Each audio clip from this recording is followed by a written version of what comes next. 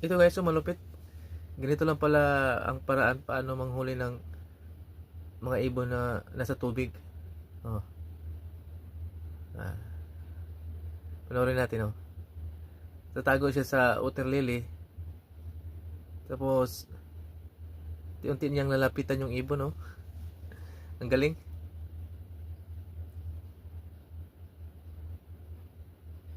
Hindi mapansin ng ibon na may tao kasi parang ano lang, parang damo lang oh. Ang galing ni Kuya.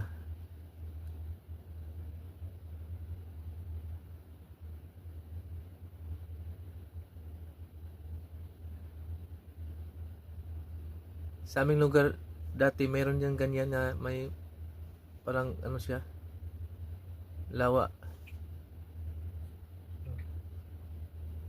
Pero walang ganyang ibon, mga ano lang yung mga wild duck. Pero maraming mga water lily na malalaki tulad niyan no. Pwedeng mataguan.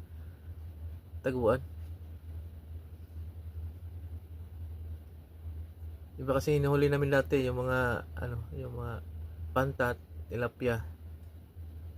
Kaya lambat lang ginagamit namin. Ito si Kuya, ikaiba. Ibon ang hinihuli. Uh, unti-unti na siyang lumalapit sa ibon no. Grabe, hindi naman nakapansin yung ibon na parang lumalapit na sa kanya yung ano, yung damo, yung water lily. Ah, grabe Kuya. Mahuli kaya yan?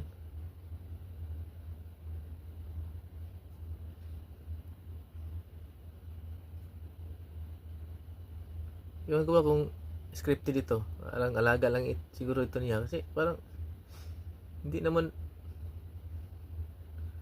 parang hindi naman maano yung ibon.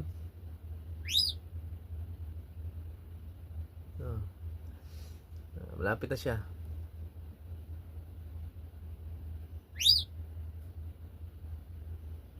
Oh,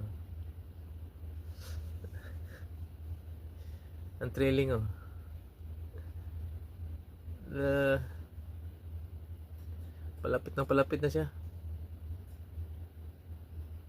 Grabe yung ibon, hindi naman nakapansin na parang nakita naman yung ulo ng tao no? Grabe. Tingnan natin kung mahuli ba niya.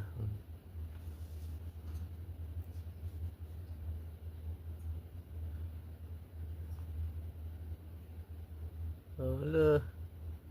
Lapit na pala. Huli talaga.